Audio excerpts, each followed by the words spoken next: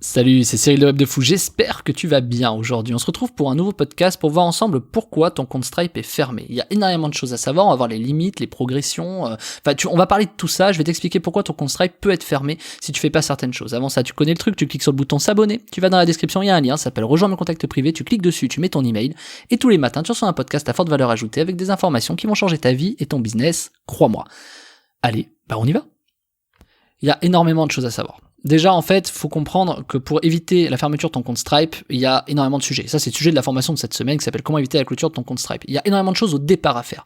Une fois que tu l'as fait et que tu encaisses tes premiers paiements, il y a encore des choses à faire après. Voilà. Donc déjà, tiens-toi le pour dit. Si tu fais pas des choses avant et après, déjà, il y a un problème. Donc il y a vraiment ces deux étapes-là.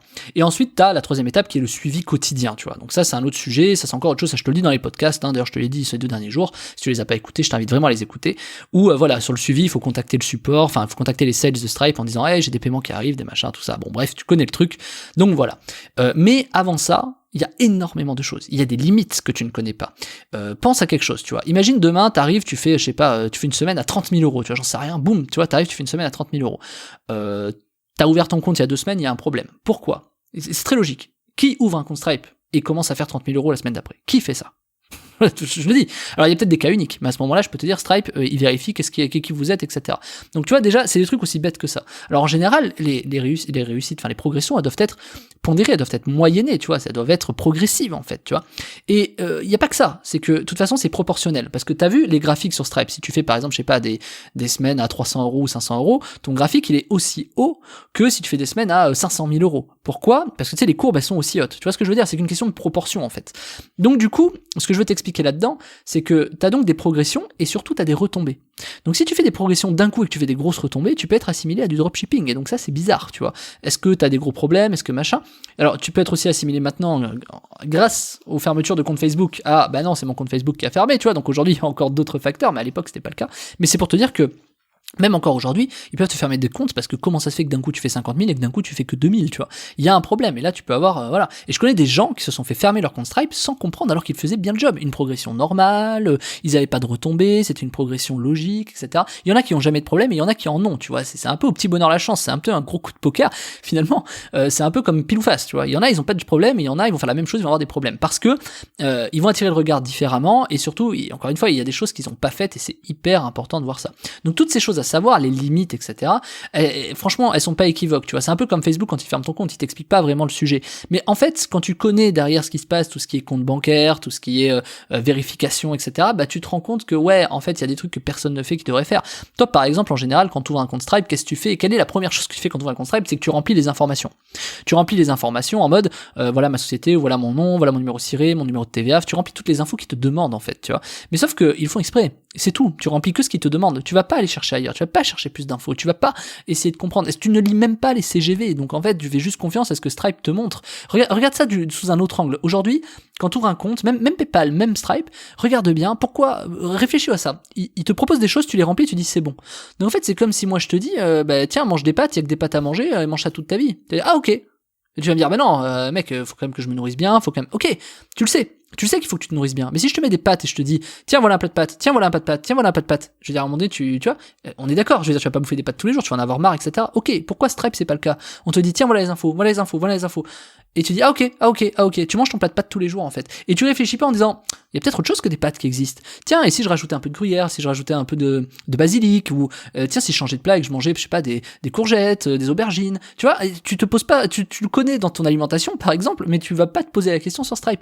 Et c'est important ce que je te dis parce que, du coup, tu vas pas chercher d'autres infos, tu ne fais que ce qu'on te dit, en fait. Et c'est ça le problème. C'est que du coup, Stripe le sait très bien. Donc, en fait, il te faut remplir les informations qu'ils veulent pour que tu fasses ce que toi tu penses vouloir, pour qu'ensuite eux aient toutes les infos pour décider. Donc, en fait, tu leur donnes la maîtrise. Alors que si tu fais plein de choses que tu te doutes même pas que pour vérifier ça, c'est-à-dire tu peux vérifier ton compte de certaines façons, il y a énormément de techniques, hein, il y en a énormément. C'est le sujet de la formation de cette semaine qui s'appelle Comment éviter la clôture de ton compte Stripe. Je t'explique justement comment faire tous ces trucs qu'on te dit pas. Il y a des choses que tu soupçonnes même pas, tu vois. Des trucs, mais vraiment, où tu te sors même de Stripe, c'est-à-dire tu n'as même plus à aller sur Stripe pour récupérer un truc que tu dois envoyer à Stripe, tu vois. Des trucs que tu soupçonnes même pas, qui te permet justement de ne pas avoir un seul souci parce que seuls ceux qui font ça ne peuvent jamais avoir de problème. Donc c'est sûr que quand t'arrives et que tu remplis que les informations de Stripe, tu te dis que pour toi c'est bon, et non, et pourtant tu te fais bloquer ton compte, bien sûr. Et donc après, une fois que tu t'es fait clôturer ton compte, qu'est-ce qui se passe? On va t'expliquer comment le récupérer quand tu le récupères, parce que Stripe, des fois il y en a, ils ont récupéré leur thune 1 an après, t'as le temps de mourir 10 fois, de tuer ton entreprise 10 fois. Donc plutôt que d'éviter d'aller chercher la limite en disant bah tiens je me suis fait clôturer, ah non je veux ma thune, etc. Non, il y a plein de choses à faire avant, et il y en a peut-être 2 sur 3 qui vont réussir à récupérer leur thune derrière.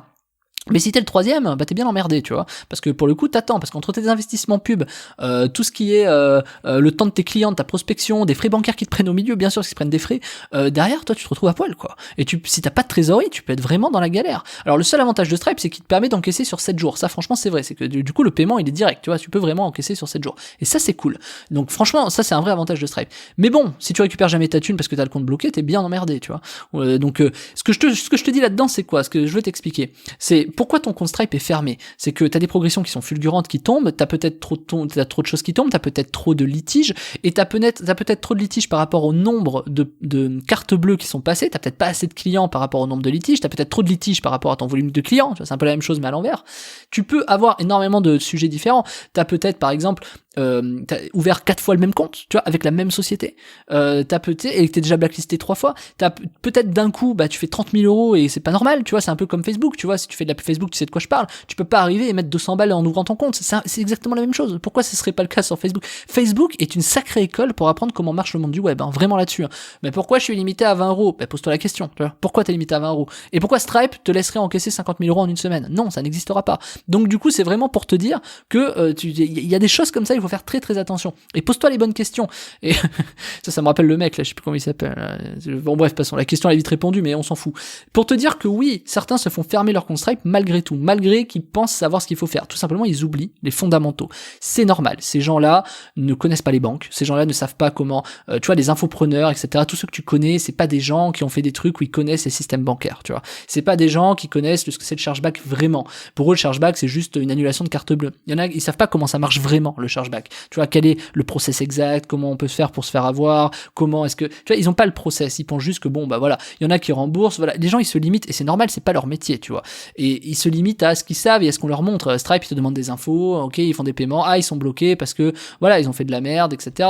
Une petite astuce quand même, je te le dis, pour déjà éviter d'avoir des problèmes outre mesure, c'est déjà de mettre les mentions légales sur tes pages de paiement. Ça paraît évident, mais je le dis quand même, mettre des mentions légales sur tes pages de paiement. Si t'as pas de mention légale sur tes pages de paiement, le jour où t'as un litige, Stripe va aller vérifier sur ta page, ils vont dire, monsieur, vous avez pas de mention légale, on va vous fermer le compte. Je te le dis, quand même, ça c'est quand même la base de la base de la base, avoir des mentions légales sur son site et sur les pages de paiement, tu vois. Enfin, je le dis parce que je vois quand même beaucoup de paiements quand je clique sur des pubs sur internet, il y a pas les mentions légales. Les gars, vous êtes des tarés. Vous êtes des tarés, vous allez avoir un problème. D'ailleurs, ces gens-là restent pas longtemps en place parce que qui paye sans avoir de mention légale? Je veux dire, à un moment donné, c'est obligatoire, tu vois.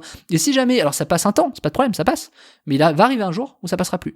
Et c'est ça, tu vois, ça c'est un truc fondamental. Mais ça c'est un truc de base, tu vois. Je veux dire, ça c'est la base, avoir des mentions légales sur son site. J'ai envie de te dire, quand même, quoi. Tu vois? Donc voilà, mais j'en vois trop qui ne le font pas.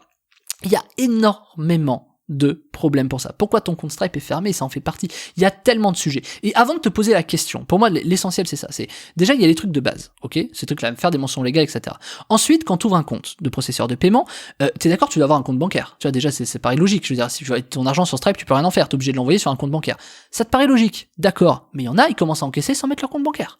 Tu vois, mais pourtant ça te paraît logique à toi. Tu ne mets pas ton compte bancaire quand t'as besoin de thunes. Tu le mets avant. Donc c'est pour te dire des petites choses comme ça. Il y en a énormément. Et je t'en ai fait une formation. C'est pas juste oui, bah mettre un compte bancaire. Il y a des choses, même en dehors de Stripe, qui sont nécessaires pour Stripe que tu ne sais même pas. Des choses que tu dois leur donner, des choses que tu dois signer, des choses que tu te rends même pas compte. Et comme ça, pourquoi c'est aussi compliqué? Parce que le jour où t'as un problème, mais en fait t'en auras pas de problème. Donc plutôt que d'attendre que t'aies des soucis et de dire ah je comprends pas, non mais je veux récupérer ma thune, c'est trop tard. C'est trop tard. Alors tu peux t'en sortir, mais bonne chance, ça va te prendre du temps, et tu vas flipper, le stress et le machin. Épargne-toi ça. Prends l'information de cette semaine qui s'appelle comment éviter la clôture de ton compte Stripe. Tu la prends, tu regardes ce qu'il faut faire, tu le fais et t'auras aucun souci. Ok? Donc je te laisse cliquer sur le bouton de la formation, enfin dans la description, pardon, sur la formation qui s'appelle comment éviter la clôture de ton compte Stripe. Tu cliques dessus, on se rejoint de l'autre côté, je t'explique tout, je te montre toute la méthode de A à Z pour éviter que tu aies des problèmes. Moi je n'ai jamais eu de compte Stripe bloqué malgré des beaux chiffres, malgré énormément de choses que j'ai fait auparavant, parce que je sais comment ça fonctionne. Et je te l'apprends. Tu cliques dans la description, ça s'appelle comment éviter la clôture de ton compte Stripe et on se rejoint de l'autre côté, je te dis à tout de suite.